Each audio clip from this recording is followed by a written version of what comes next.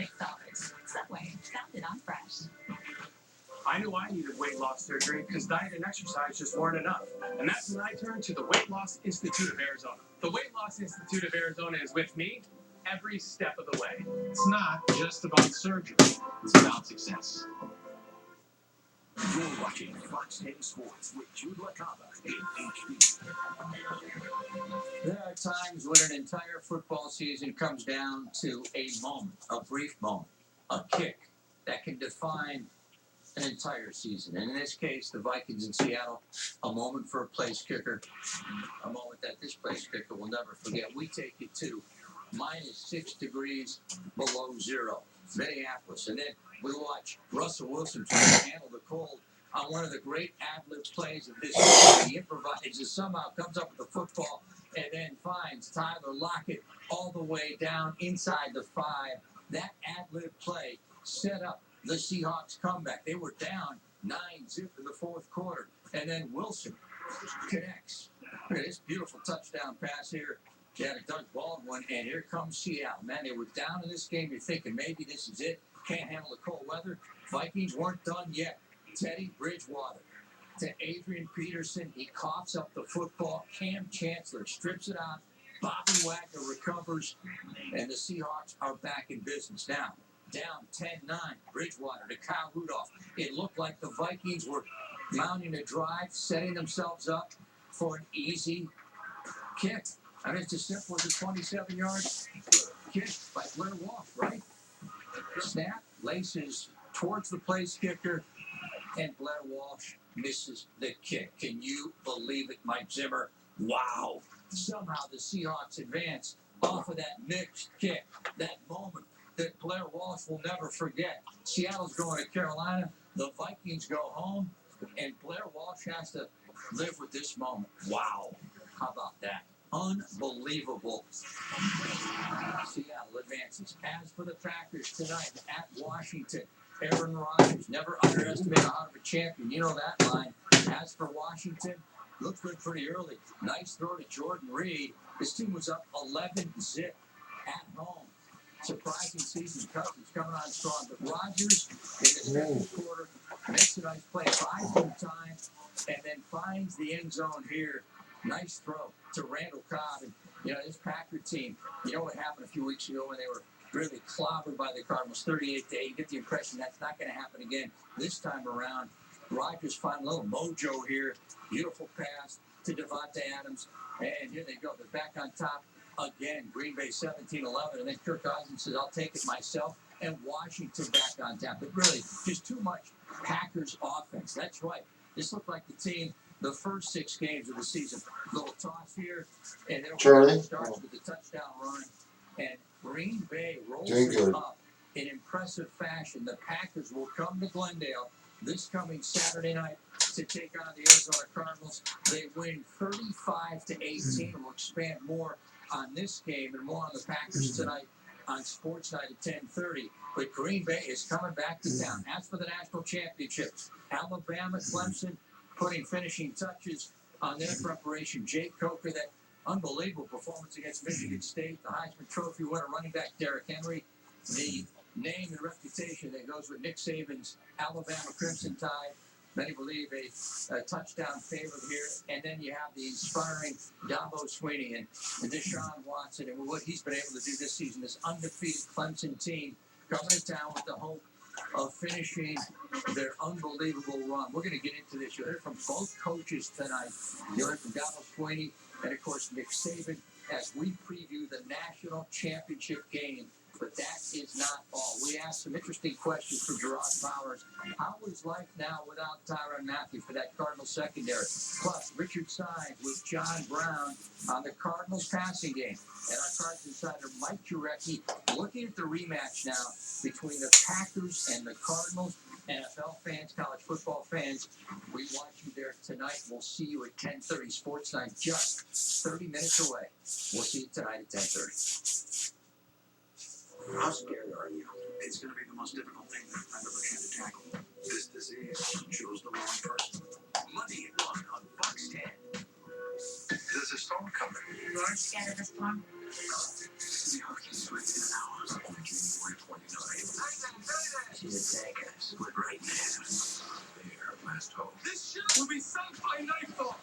His first mission. Those men are gonna die unless we can reach them in time. It's a suicide mission. It's my job. Tell me we're taking that boat to a bigger boat. Based on the incredible true story. We all live, and we all die. The finest hours in 3D and IMAX 3D rated PG-13. See an unforgettable night come to life. See winning that lifts expectations to a whole new level. More of the biggest celebrations at the only real casino in the West Valley. Play Buy High Bills Mondays and Fridays in January and win a share of $450,000. We want to pay your bills for a year. See yourself in the middle of it all, and we'll see you. See you at BQ. The Big Maricopa County Home and Garden Show. Arizona State Fairgrounds, January 15th, 16th, and 17th. 3 days to shop, compare, and stay big. Plus, visit the tiny home Street of Dreams. There's so much to see and do. Only at the Big Maricopa County Home and Garden Show. Visit nchomeshow.com. Big County Show, Arizona Cardinals. Weeknights only on Fox 10 News. Another deadly wrong-way crash on the Valley Freeway overnight. We'll tell you what we're learning about the drivers tonight. Tomorrow is the big game as Alabama takes on Clemson. People are out celebrating downtown tonight. We also head live to the Alabama cheerleaders practice. And a terrifying morning for one of our Fox 10 photographers after a Rolls Royce slams into his home. What police discovered about the car after the driver ran off. Oh no. We begin tonight with a live look at the Championships campus in downtown Phoenix. What a party. It's the same area where Super Bowl Central was held last year. Yeah, and his free John Mellencamp concert ended in the last few hours. He sounded great. We saw some videos posted on Facebook. People are still hanging out, though, out at the bars and the clubs there listening to the live music. This is wrapping up several events that were held over the weekend in downtown, leading up to the big college football national championship game that's being held tomorrow. Alabama gearing up to take on Clemson tomorrow at the University of Phoenix Stadium in Glendale. And all weekend, of course, the fans have been having fun out there at events all over the valley, with most of those being held right in downtown Phoenix, right by the cityscape area. Several blocks several blocks of downtown were transformed for the events and staffed with extra security and police. Yeah, this weekend, people had a chance to catch up with players also from both teams while they got ready for the big game, and several big artists took the stage, including Sierra and the band Perry. On top of that, games and events were held throughout Fan Central, that was located at the Convention Center in downtown Phoenix. Meanwhile, if you're heading to the game tomorrow, expect heavy traffic on the freeways. The areas expected to be most congested are on the Loop 101 to about Northern Avenue. And to ease traffic, Valley Metro is extending bus and light rail hours. Tomorrow, the light rail and some bus routes will be running until 11:30 p.m. And the stadium gates will open at 3:30 in the afternoon. Tickets are scheduled. Oh, almost. Well, with the game come their cheerleaders, and the Alabama squad is gearing up for something big. Can't hardly see it. And they are actually recognized as being one of the best in the nation, and they'll be competing at Disney World, which means they cannot stop practicing. Fox 10's Danielle Miller checked out their practice this evening, and she has an exclusive look. These cheerleaders are truly amazing, as you're about to see right here. Now, this entire cheerleading team has been going non-stop since they've been here in town. They've done so many events ahead of the championship game on Monday, and they still make time to practice their own national championship routine. In the team's history, they've won 4 national championships, and they're hoping to make it 5. Well, we compete for the national championship next weekend, so we're here cheering for our football team on Monday night. We get back to Tuscaloosa Tuesday, get on an airplane Thursday, and head to Orlando. The cheerleaders from the University of Alabama, defending national champions, putting in work while supporting their football team on the road ahead of the big game on Monday. The squad is here at Desert Storm Elite, practicing their competition routine. They'll be competing next weekend at Nationals in Orlando, Florida. The team says they've been focused on bringing home a football championship, but next weekend, it's their turn. Competing, being with the team, getting it done, and just having a fun time and enjoying, embracing the moment. It's a real stressful time for us, especially with football and traveling and whatnot, but we're just I love being on the guys and the girls and just the team environment. It's awesome. It is difficult, but it's very fun. Like having a team that makes it all the way to the national championship. It's something that I've always dreamed of, like cheering in a national championship. Having the two events, our national championship and the football national championships, very hard to work with in 1 week, but it also makes it very exciting. The competition in Orlando next weekend has some of the biggest names in college cheerleading competing for this title. Now, whoever wins, this will be considered the best college cheer team in the nation. But guys, this cheerleading team has to be up at 3:15 in the morning to get all of their media interviews done before the big game tomorrow. So it just goes to show you just how important practices like this one here tonight are for their record and hopefully to bring home that national championship. Danielle Miller, Fox 10 News. It's the creation. Well, it's a pretty Here's scary my wake-up call world. for one of our Fox 10 photographers after a brand new Rolls Royce plows into his front yard early this morning. Fox 10 photographer Rob Murphy says he woke up to this. He grabbed a flashlight, he ran outside, and when he did, some people were trying to get away. Rob says the car, a $250,000 Rolls Royce, was stuck on a cinder block.